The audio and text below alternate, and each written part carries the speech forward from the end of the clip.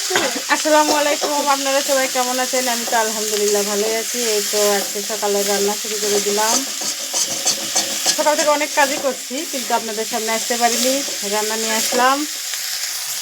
এই যে দেখুন, আলু দিয়ে মুরগি মাংস করতেছি। আমাদের বগুড়াতে আলু ঘাটিটা খুব চলে, এই জন্য আমরা শীতের দিন আসলে বেশি আলু ঘাটি খাওয়া হয়, এমনিতে অতটা খাওয়া হয় না। আমি রান্না করতে নিলেই আমার জায়ের মেয়ে আসতেই হবে, আসে বলবে আম্মা কি রান্না করছো, আমি এটা খাই। হ্যাঁ, তুমি তো এটা খাও, আমি সেটা জানি যে তুমি এটা খাও। এই যে দেখুন, আমি রান্না করছি, বলছে আম্মা সরো আমি রান্না করব। এই যে মোড়া নিয়ে তার উপরে উঠছে। তুমি কি করবে? ও, তুমি এখানে? হ্যাঁ। এই তো আমার রান্নার সময় দেখেন আমাকে সঙ্গ দেয় আমার যা, এটা আমার ভাগ্নি, ওই যে আমার মেয়ে, ওই পাশে আর একটা যা আছে, ও মিশিংয়ের কাজ করতেছে, আমি এখানে রান্না করছি। ওরা আসলে আমাকে ভালোই লাগে, সঙ্গ দেয়, তো এই জন্য রান্না করতে ভালোই লাগে। কেন এসেছো? রান্না খাওয়ার জন্য। আমি তো তোমাদেরকে দিয়েই খাবো। আর প্রত্যেক দিনই যে আসো, তার জন্য খাওয়ার জন্য আসো। আমরা টুটার ডিয়ার খেলতেছি, যে সকালে রান্নার পরে এই প্রথমে আসলাম আবার ক্যামেরাতে টুটার ডিয়ার খেলবো আমরা। সবাই খেলার জন্য সবাই প্রস্তুতি নিয়ে বসে আছে, আমিও আছি। এই যে আমাদের ছোট বাবু ঘুমাচ্ছে, এত হয়েছে ওর মধ্যে তাও ঘুমাচ্ছে।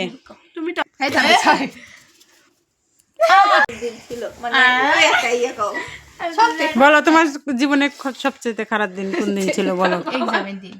এক্সামের দিন। ওকে, এক্সাম যেদিন খারাপ যায় টুট না দিয়ার ট্রু 6 বছর পরে ডেইলি বলো। তা আপনি এখন জিজ্ঞেস করেন, এই যে তুমি হি হি করে হাসো, এর জন্য বড় সড়ো গাল কতদিন খাইছিলা? কালকে লাগা দিলে লিপি ভাবি গাল পান দিলাম। আমি গাল পাইছিলাম না, এর থেকে বড় আমার থেকে কথা শোনার আগে আমার কেউ একজন বলছে তুমি কষ্ট পাইছো, মানে তোমাকে ওই কথাটা কষ্ট, তুমি কষ্ট পাইছো? কষ্ট পাইছো? এক মাসের বেশি হচ্ছে। কেন বলছিল? তামান্নার সাথে আমার এই আমাকে কথা বলি, সব মিলে আপনি কষ্ট দেন ওকে। আমার কোনো কষ্ট হই নাই, আমি সব ও সবসময় হাসি মুখে থাকতে পছন্দ করে। ধমক দিলেই ওরে আমার কোনো কষ্ট নাই। যদি কেউ হঠাৎ করে আমার মানে ধমক টমক দেয়, আমার অনেক খারাপ লাগে, এটাই। কাটে এই যে আমার যা এবারে বলো বলো কি দেব জানে সেপ পেলে না টুট নিছে। এখন তুমি কি কোন ছেলের সাথে কথা বলো? নো নো নো, ওটা না কবে এলে কি বসলাম। আচ্ছা না, এটা সত্যি কথা। সত্যি কথা, তোমার তো রিলেশন থাকলেও তো তুমি স্বীকার করবা না। মেসেঞ্জারটা এখন আমাদের সামনে দাও, আমরা খেতে খেতে দেখব। আমরা সত্য উদ্ঘাটন করবো। ডিয়ার হয়ে গেছে। তো ও যে মিথ্যা কথা বলছে, না ও তো রিলেশন আছে কিন্তু বলতেছে না। আমাদের উপর না হলো, সেটা আল্লাহর উপরে। এই যে আবারও আসছে হলে যে এই যে আমার ভাগ্নি বলবে আমার চাকে। ডিয়ার তামান্না তুই স্যাপ ফেলেছে দেখা, দেখা স্যাপ ফেলে। এটা একটু অতিরিক্ত হয়ে গেল। সহজ কিছু বলো, সহজ কিছু বলো। ওকে দেওয়া হয়েছে, ও রান্না খুলে সুইটারটা খুলবে, সুইটার খুলে আবার পরবে, কারণ শীতের দিন এটা খুব কষ্টদায়ক। তারপরে উনি করতে যাচ্ছে, আমরা আর ভিডিওতে দেখাতে পাচ্ছি না, ও করে আসুক। এই তো আমার যা আবার রেডি হয়ে চলে আসছে। এই তো আমার ছোট যা দিবে এখন আমার ভাগ্নিকে। এটা আমি চাকরি মানে তুমি তোমার হ্যাঁ কি বলবো বলো? ও কয় না যাই যার জন্য কুয়া কুলা তাই এর মধ্যে ঠান্ডা কি ঠান্ডা পানিতে মুখ দিয়া কোনো ব্যাপারই না, যাবো তোমার ও যাবে এখন ঠান্ডা পানিতে মুখ ধুতে। কিন্তু ও যাচ্ছে মুখ ধুতে আর পা ধুতে। এই তো মুখ ধুয়ে আছে, গামছা আর আছে, এই যে দিল এমনকাই বসে থাকা, কিন্তু এই যে পাও ভিজে নিয়ে আছে, মুখ ভিজে নিয়ে আছে। এরা না মুখ মুছো, এত বড় নির্দয় কাজ করা হবে না। আবার দিতা ওর আবারও দিছে মুখ আর পা ধোয়ার জন্য, দিছে মুখ হাত পা সবকিছু ধুয়ে আসতে হবে এই শীতের মধ্যে। আমার ভাগ্নি এসেছে, হাত মুখ পা ধুয়ে, ওকে এত ঠান্ডা লেগেছে। এই গামছাটা দাও করো যা কেমন ঠান্ডা লাগছে? অনেক বেশি। এই যে আমাদের খেলা অনর্গল চলতেই থাকবে, ব্লগটা আর বেশি বড় করি না। Bye bye. এই তো আমার ভাগ্নি আর আমার মেয়ে সুযোগ পেয়েছে আমার জায়ের, এবার ও অনেকবার দিল ওদেরকে, এবার ওর পালা এসেছে।